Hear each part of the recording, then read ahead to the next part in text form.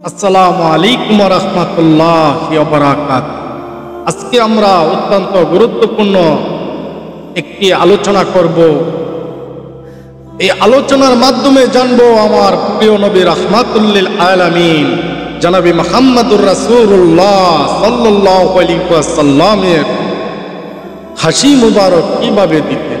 মাশাআল্লাহ, আমার আপনার নবী রাহমাতুল লিল আলামিন জনাবি মুহাম্মদুর রাসূলুল্লাহ সাল্লাল্লাহু আলাইহি ওয়াসাল্লামকে আমার আল্লাহ এত ভালোবাসতেন। আমার আপনার নবী রাহমাতুল লিল আলামিন গোটা কুল কায়নাতের যিনি রহমত, শুধু আমাদের মানুষের জন্য রহমত না, 18,000 মাখলুকাত সৃষ্টি করেছেন আল্লাহ পাক রব্বুল আলামিন। সব কিছুর রহমত হিসাবে বানায়ে পাঠাইছে। আল্লাহর হাবিবকে দুনিয়ার ভিতরে সব কিছুর রহমত হিসাবে পাঠাইছেন আমার আপনার নবী রাহমাতুল লিল আলামিন জনাবি মুহাম্মদুর রাসূলুল্লাহ সাল্লাল্লাহু আলাইহি ওয়াসাল্লাম দুনিয়ার জমিনে এসেছেন। আল্লাহ পাক আমার আপনার নবীর উপরে কুরআন নাজিল করেছেন। সবচেয়ে বড় কিতাব আল্লাহর কুরআন, আল্লাহ পাকের কুরআন জানির উপরে নাজিল করেছেন।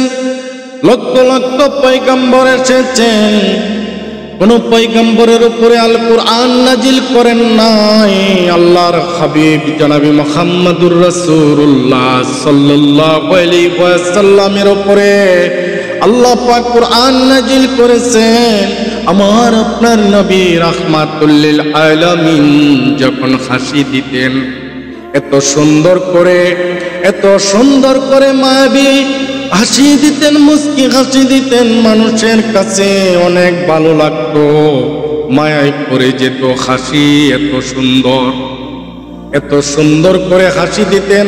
দাঁত মুবারক যখন বাহির হয়ে যেত, আকাশের চাঁদও এত সুন্দর না, আমার আপনার নবী রাহমাতুল লিল আলামিনের দাঁত মুবারক এত সুন্দর লাগতো।